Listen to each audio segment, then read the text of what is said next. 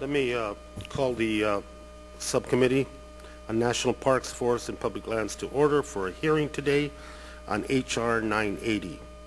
Today we'll hear testimony on on H.R. 980, the Northern Rockies Ecosystem Protection Act of 2009. In the midst of this spring season, with people heading outdoors to enjoy themselves, it seems a fitting time to discuss the beauty and the splendor of our lands across the West. H.R. 980, introduced by our colleague, Representative Carolyn Maloney, would designate approximately 19 million acres of these western lands as wilderness. It would also designate 2,000 miles of wild and scenic rivers and establish 2 new designations for land conservation. If signed into law, it would be the second largest wilderness designation in this country's history, behind only the 1980 Alaska National Interest Lands Conservation Act. This bill is admirable and ambitious, driven by a true desire to do what's best for these lands in this country, a true commitment to these wild and beautiful places. This bill responds to the challenges facing the conservation of the Northern Rockies ecosystem by addressing its protection on a landscape level, which is unprecedented. As a strong supporter of wilderness protection, I am intrigued by this approach.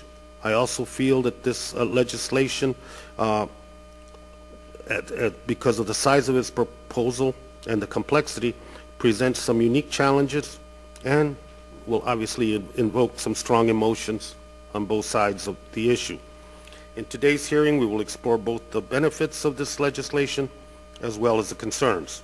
So I look forward to an honest and rigorous discussion about the merits of the bill. I also believe that part of the discussion should be on this legislation, how it will deal with, accommodate, and lend some support on the issue of climate change. I am finally one of the H.R. 90's biggest supporters, and dedicated wilderness defender, Carol King, is here to testify before us today.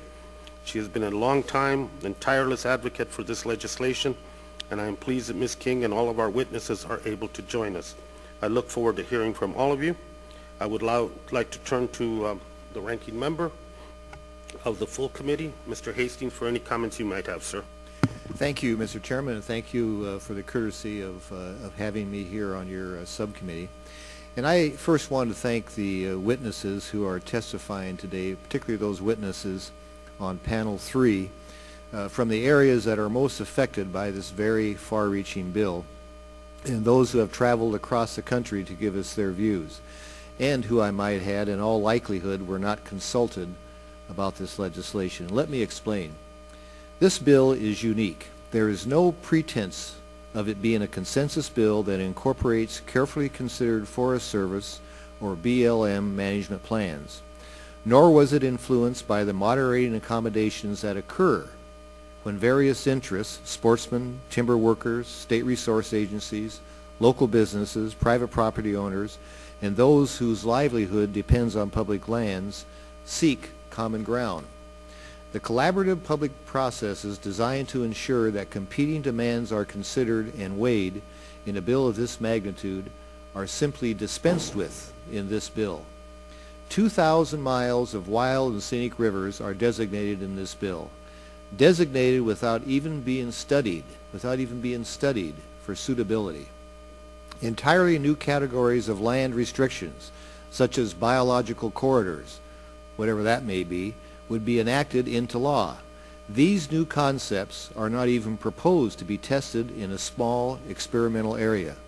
This bill covers vast expanses of lands, tens of millions of acres. It is the largest proposed wilderness designation outside of the immense wilderness in Alaska, as the chairman mentioned.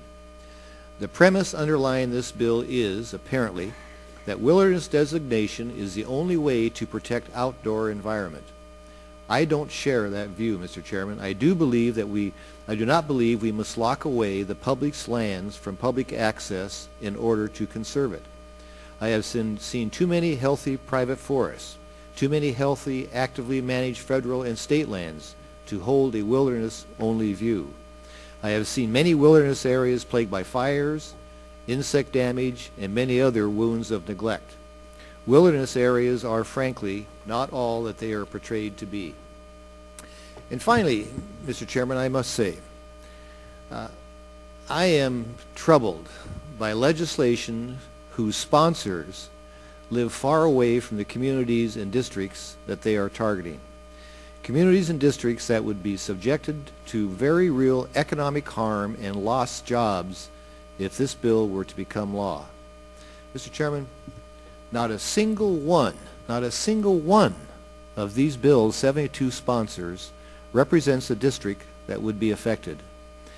So clearly this legislation is being pushed by groups that are out of touch with and do not represent the views of those Americans that would be directly affected by this bill.